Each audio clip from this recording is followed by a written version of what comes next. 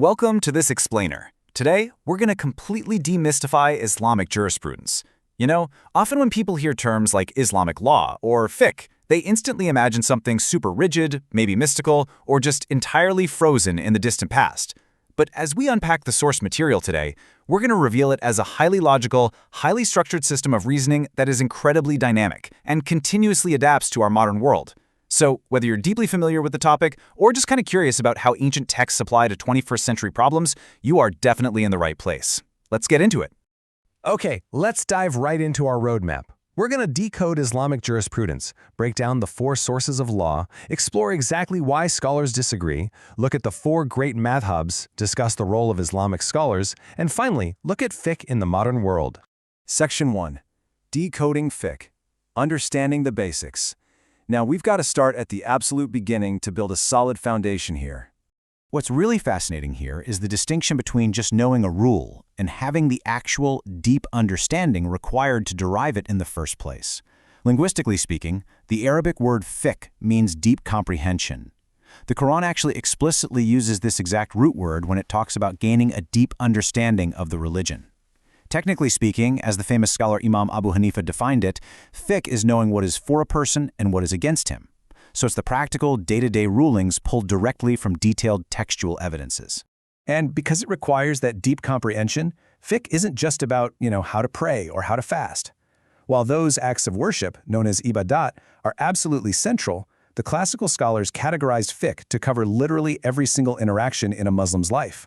We're talking about everything from mu'amalat, which are human transactions in business, all the way to family law, criminal law, governance, and even daily etiquettes and morals. It really is a comprehensive blueprint for living.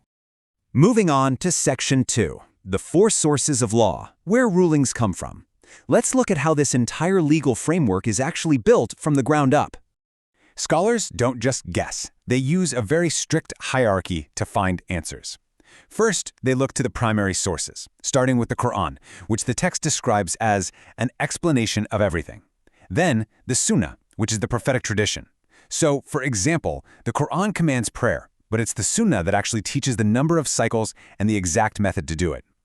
After that, they move to the secondary sources, ijma, which is the unanimous consensus of qualified scholars, kind of like when the early companions agreed to compile the Quran into one book. And finally, step 4 is qiyas, which is analogical reasoning. To show you exactly how qiyas works in the real world, just look at this logical deduction. How on earth does a scholar rule on modern recreational drugs when they obviously aren't explicitly mentioned in a 7th century text? Well, they look for what's called the effective cause, or the illah. See, the Quran explicitly prohibits wine. Why? Because it's an intoxicant. Modern drugs share that exact same effective cause, right? They intoxicate. Therefore, by analogical reasoning, scholars logically rule that modern drugs are also forbidden. It's just a seamless, logical bridge from the past directly to the present. Section 3. Scholarly disagreement. Why opinions differ. Now, this brings up a massive question. If everyone is using the exact same four sources, why in the world do they disagree? Well, the answer goes all the way back to the lifetime of the Prophet himself. Take the famous incident of Banu Qurayza. The Prophet gave his companions a very specific instruction. He said, none of you should pray Asr except at Banu Qurayza. But while they were traveling, the time for the Asr prayer arrived. So the companions split into two groups. The first group took the command totally literally and delayed their prayer until they physically arrived. But the second group, they looked at the implied meaning. They figured the Prophet just wanted them to hurry up, so they stopped and prayed on time. When the Prophet heard about this later, he didn't criticize either group, which absolutely proves that multiple interpretations of the exact same text can be entirely valid. Or let's look at a purely linguistic example. When preparing for prayer through wudu, the Quran commands Muslims to wipe their heads, using the Arabic phrase wamsahu bi ru'usikum. But the Arabic particle bi is incredibly nuanced. Imam Malik argued it means wiping the entire head. On the flip side, Imam al-Shafi argued that b means even a few hairs satisfies the linguistic requirement. So the crucial point here is that both of these rulings are completely correct according to classical Arabic grammar. The language itself naturally creates this beautiful, valid divergence. And honestly, that brings us right to the concept of a madh-hab. Literally, it just means a way. In Islamic terminology, it's a systematic methodology used by scholars to derive rulings from the texts.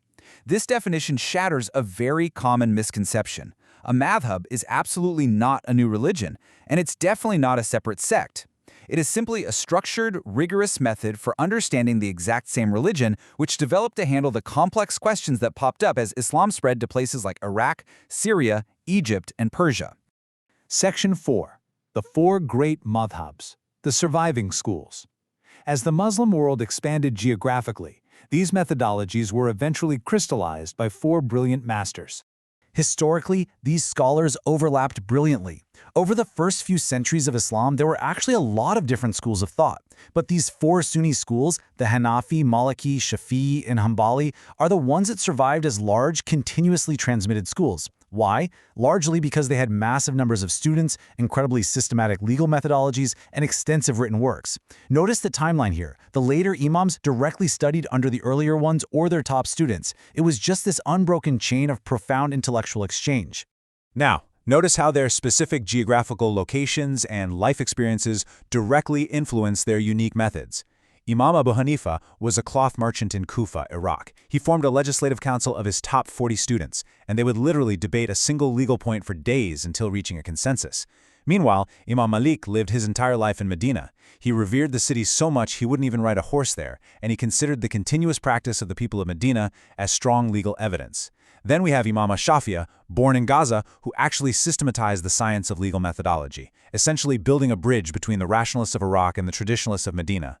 Finally, there's Imam Ahmad ibn Hanbal in Baghdad, a legendary scholar who famously preferred using a weak hadith over applying pure human intellect, relying on reasoning only when absolutely no textual evidence was available. Just to give you a sense of the sheer intellectual horsepower we're talking about here, Imam Ahmad ibn Hanbal committed an estimated 1 million narrations to memory. 1 million! Think about that for a second. This wasn't casual study. This was a lifelong, legendary devotion. He even suffered incredibly during an inquisition called the Mihna, where he was tortured for refusing to agree with a state-mandated theological view. His patience and vast knowledge made him one of the greatest heroes of Sunni Islam. Section 5. The role of Islamic scholars. Why do we need them? I mean, we see the brilliance of these historical giants, sure, but why does an average person today need to follow them? Well, this analogy hits the nail on the head. If you're sick, you don't just read a biology textbook and operate on yourself, right? You go to a trained doctor. If you want to build a bridge, you hire an engineer. In that exact same vein, lay people rely on qualified scholars for Islamic law.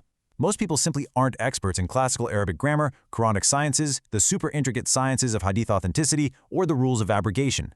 It requires a master to safely navigate those waters. But, and this is absolutely crucial to point out, despite their rigorous systems, the imams actively discouraged blind fanaticism. The ultimate truth always belongs to the Quran and Sunnah. As Imam al-Shafi'i famously stated, if a hadith is authentic, then that is my madhab. Imam Abu Hanifa echoed this too, warning people not to just accept his opinions without knowing where he derived them from. They didn't want people following them instead of the Prophet. They wanted people to follow the Prophet through their qualified expert understanding. So ultimately, following a madhhab acts as a massive safeguard. It preserves the authentic understanding of Islam and prevents people from taking texts entirely out of context. It ensures consistency in daily worship.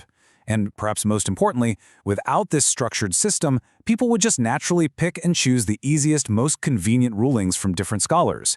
And that would transform religion from a state of true submission into just a pursuit of personal convenience and whims. Section 6.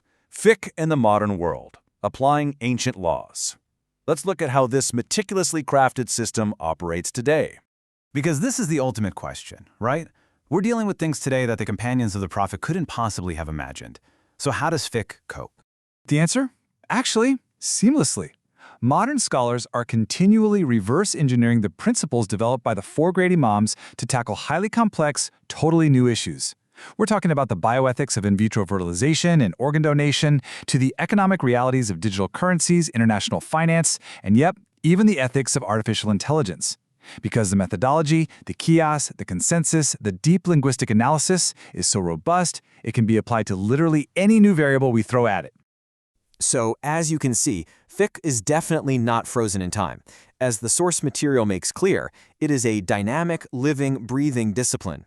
It allows Muslims to navigate a rapidly changing world without ever losing their grip on the foundational roots of the Quran and the prophetic tradition.